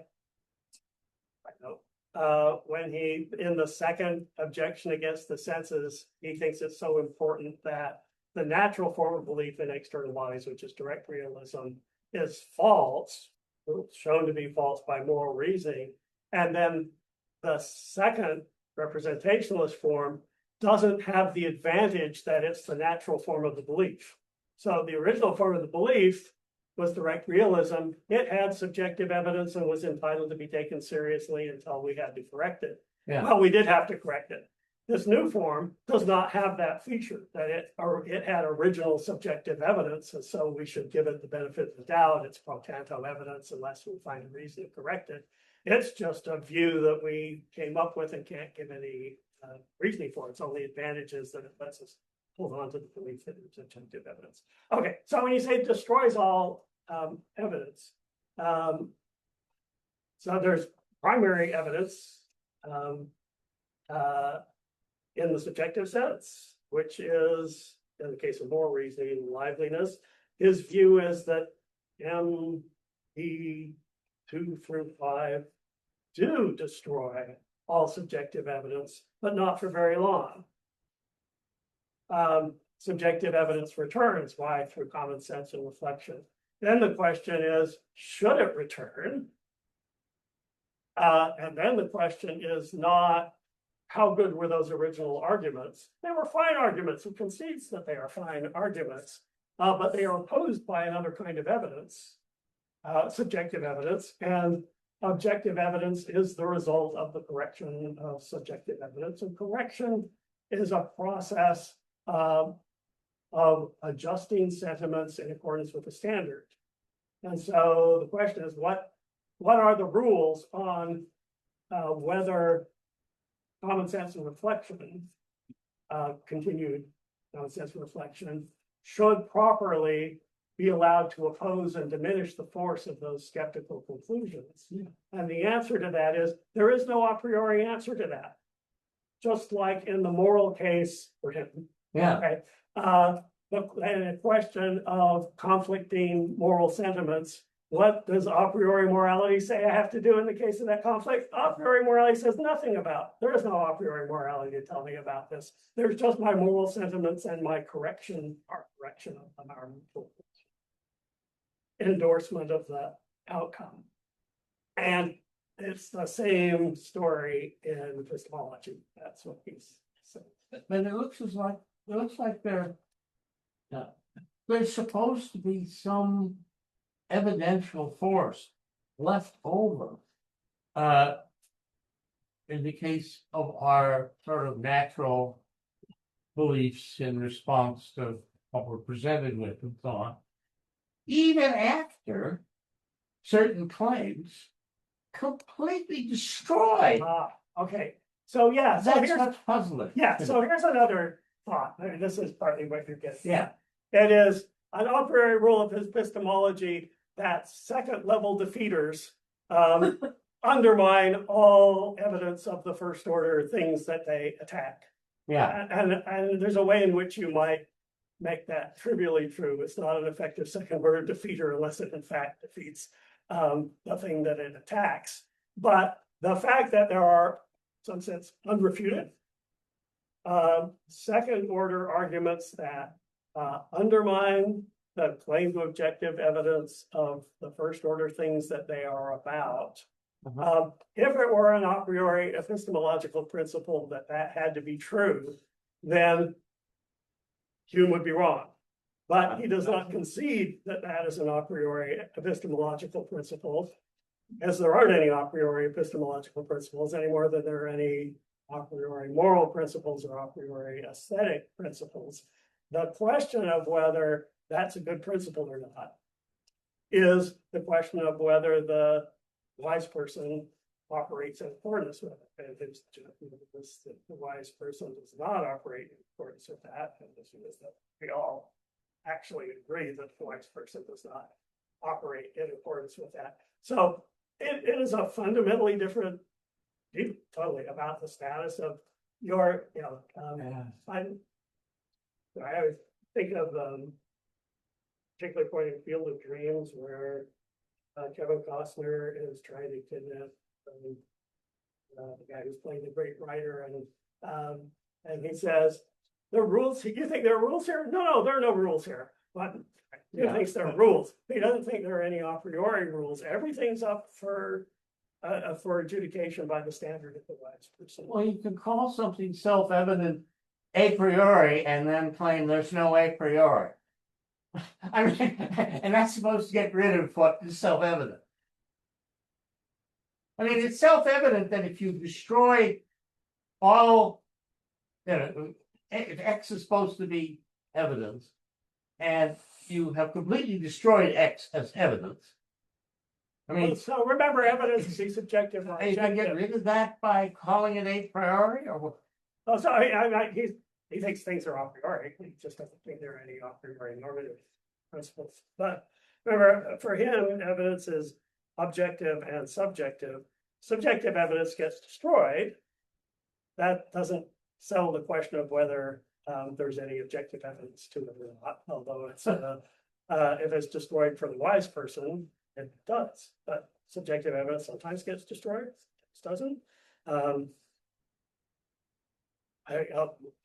It's a picture according to which there's a dynamic here, and the result of the dynamic is one.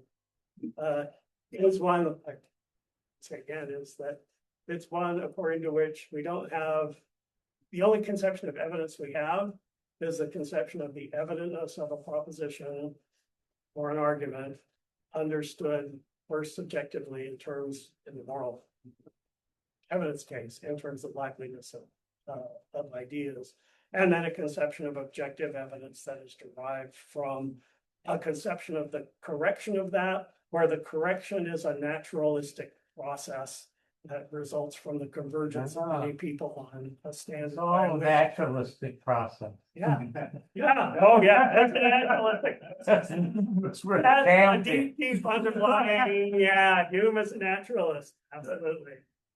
Okay, Okay. me too. Okay, follow up? Yeah, this is also my question, so Okay. but yeah, direct follow-up on this is, so like a core point is Hume is assuming that the wise man would respond to this conflict between skeptical arguments and common sense with mitigated skepticism. And my question is, does Hume have any reason for thinking the wise man would respond in this way, or is it just an assumption? Some of what you said made it seem like you think like the alternatives are implausible, so we must respond this way. But then, I mean, I think one way of reading what Alan was just saying is like, it seems like the wise man might just be a Pyrrhonian. And one response you gave to that at the end of the talk was like, it would be dangerous for us to be Pyrrhonian. So the wise man wouldn't say that. That seems like purely pragmatic considerations then to determine objective evidence by that standard. Is that like, that seems like it's an implication of that. Is that Hume's view or? No, that's not his view, and it's a good question in general. So a standard of judgment is something that we converge on. So your epistemic access to the characteristics of the standard of judgment should be not entirely mysterious. Like by thinking hard in the standard of taste, he came up with what the characteristics of the true judge, who is the standard of judgment for aesthetic judgments, is. It's true that in saying or in implying that the true judge will not lose all subjective evidence, is making a claim about what we would converge on, what we have converged on as the ideal judge. I think he thinks it seems pretty obvious that we would not endorse that as an epistemic stance, but that many people are arguing, well, no, the Pyrrhonian arguments are totally good. You totally do have to give up all of your beliefs if these things are, you know, have the characteristic you say that is indeed. That's the dialectic. He is confident that no, we're not going to go for that. There's an interesting feature, which is that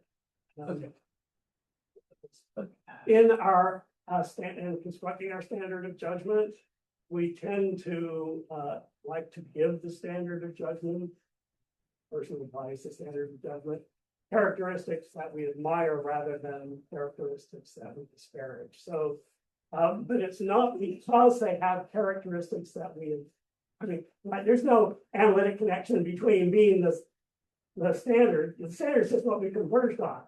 It's an interesting psychological fact about us that we tend to converge on a standard that has characteristics we admire. For example, the true aesthetic judge has strong sense, as opposed to which would be another direction to go, but that's not the direction that we have gone. And there's psychological reasons why we want that. There are also pragmatic reasons, obviously, for adopting a particular standard, like you know, if the standard is moral sentiments as felt by someone standing on Pluto, well, that's well, then they're all going to be the same, and that's not going to correspond at all to the way we really feel about things. But the thought is the standard corrects and regulates what our natural sentiments are, and in the extreme case, they might be quite revisionary, as in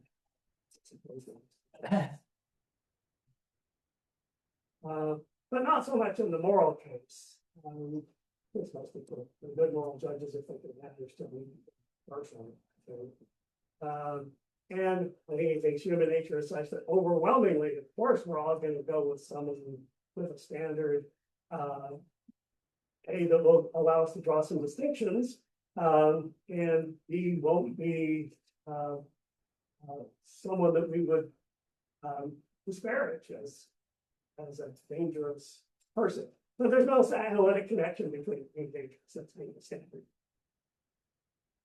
I was speculating, I was taking him to be speculating about how people would respond. But in a way, like you can see section 12 as a sort of challenge. Okay, here are the best arguments for PYRRHONISm. Those almost all the profound and philosophical ones are sort of what's into but so here they are. What do you think? Right? Have you given up all of your beliefs? No, you have not. You have. Great. So there is a question on this. Hi, Professor. Can everybody hear me? Is this all right? Yeah. Okay. Professor Garrett, thanks very much for speaking to us. I'm sorry I couldn't be there in Bloomington for this. I guess my question is a way of trying to get a grip on what kind of force Hume takes this, is it right to call it a kind of semantic assent to have? So as I understood you, it's something like this, forgive perhaps the crudity here and there. If the crudity of it is relevant to the coherence or of my question, I'm sure you'll let me know. But okay, so we have this belief that P is probably true, but then the skeptical doubts are raised, and so we think the belief P is probably false, but then common sense has a role to play at the second order by convincing us of that, and so on and so forth up the hierarchy of assent. What I'm wondering is, to kind of put it in slogan form, what about the diagonal direction? So what would Hume say about this, or does it even make a difference? What I'm thinking is, wouldn't the Pyrrhonian skeptic want to say, but aha, in order to wind up with this mitigated skepticism where you've reached a kind of, equilibrium in which your initial beliefs about the truth of P have been mitigated by the skeptical doubts, but are nevertheless, to a substantial extent, still remain resilient, why wouldn't the Pyrrhonian skeptic want to say, but wait, what makes you, in order to have that result, you need to be confident that there is such and such sort of evidential connection between the offerings of common sense at a given level that result in the skeptical doubts that would otherwise overpower your belief that P is true at the level below. So why should it be that it's that amount of mitigation from one level to the higher level rather than some other level? And if that's right, I feel like the Pyrrhonian skeptic might say something like, well, doesn't that just mean that what we're left with is the same chaos that we were trying to avoid? It looks like we can no longer have any confidence that the degree of mitigation is going to be what Hume wants it to be. There's no reason to suppose that it's going to match the judgments of the wise man. And that instead our epistemic life is thrown into this kind of radical, this chaotic skeptical doubt in which whenever we think we've found a still point at the turning world, we haven't. And in fact, there's no reason to think that there's always a way for us to then ask, okay, diagonalizing out from that chain, why think that those are the way that the mitigation occurs? Why is it not less or more, for that matter? Anyway, I hope that's coherent. I wonder what you think Hume would say about this. Yeah, I think he would say there is no exact amount of mitigation that is the exactly right amount of mitigation. That's not something that's quantifiable. So in particular precincts of probability, like dice rolling, if we agree on the division of the probability space, we can say this is the right answer. But in matters of analogy, how strong is an analogy? Some people think, well, that's a pretty strong analogy, and other people think, that's a pretty good analogy, but not that great, as happens in the dialogues. I think also in the case of a conflict of levels like this, he's prepared to say no one is giving up all belief an outcome of this conflict. So the wise person, that's ruled out for the wise person.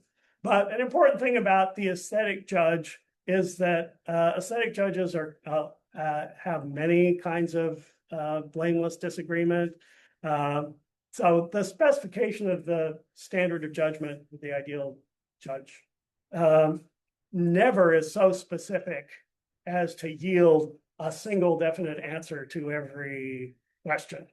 So in the aesthetic case, some people like poetry, and some people like some like epic poetry, and some people like comic poetry, and people of different ages like different things. None of those differences is ruled out by our conception of a true judge. We just allow there's some kinds of disagreements that are blameless.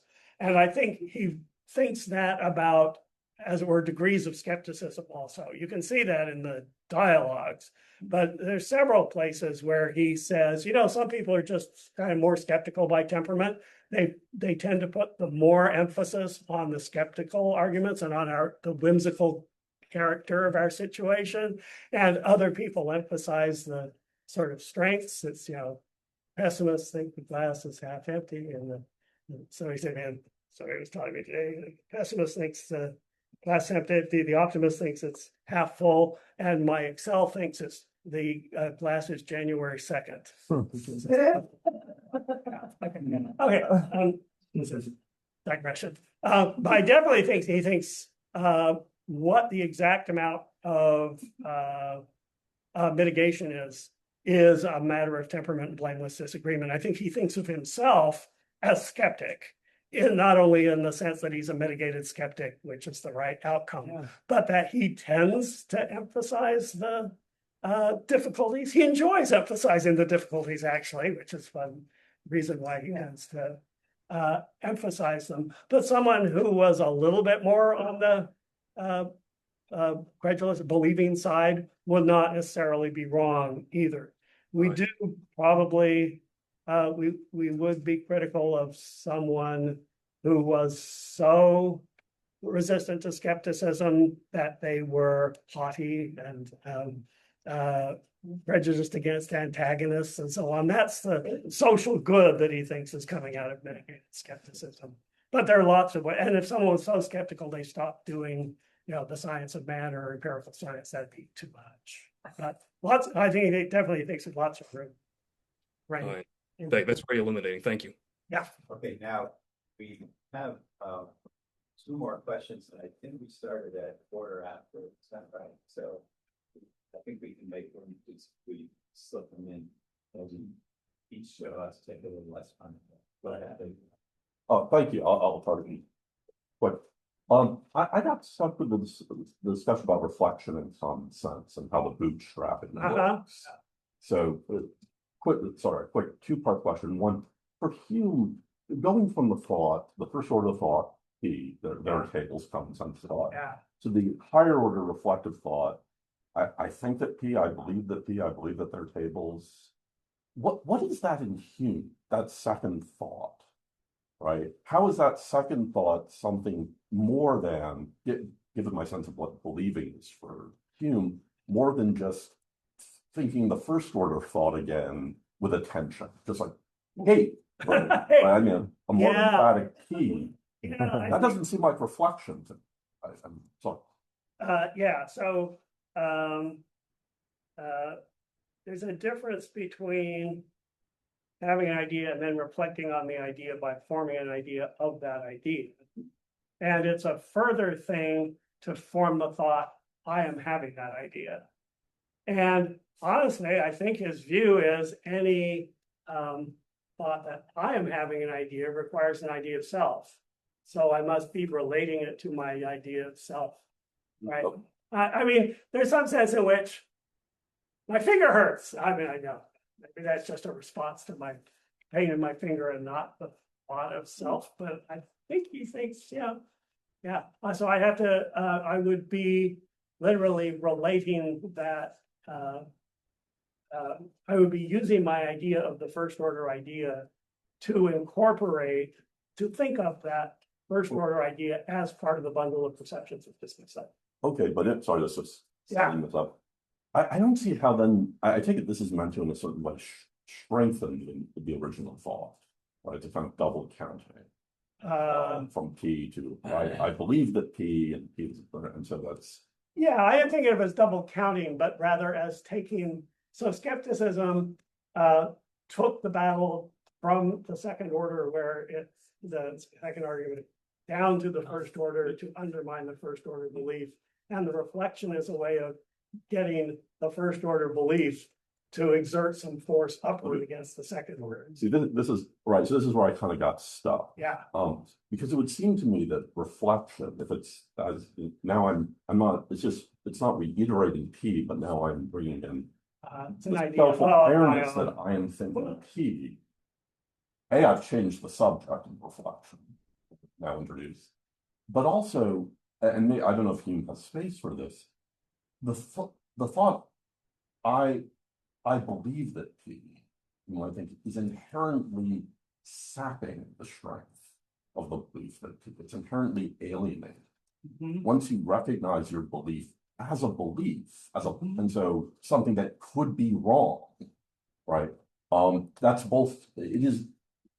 There's an element of suspension of judgment simply in reflection, rather than just your original P belief, which was just an encounter with the world. Yeah, I agree that that's not the appropriate thing for reflection to bring forward in order to combat skepticism, although reflection can bring that forward. And maybe, this is in some ways a counterintuitive count of first person thoughts. But he is giving in the treatise a developmental account of the development of the idea of self. You do not start off with the idea of self. You have to do a lot of associating in thinking back over past trains to which you have memories. So you have memories, remember these things. That's not to think they happen to you. That's not even to have a conception of you yet. You have to attribute an imperfect identity to this strain of things before you can even have the thought that I am a self.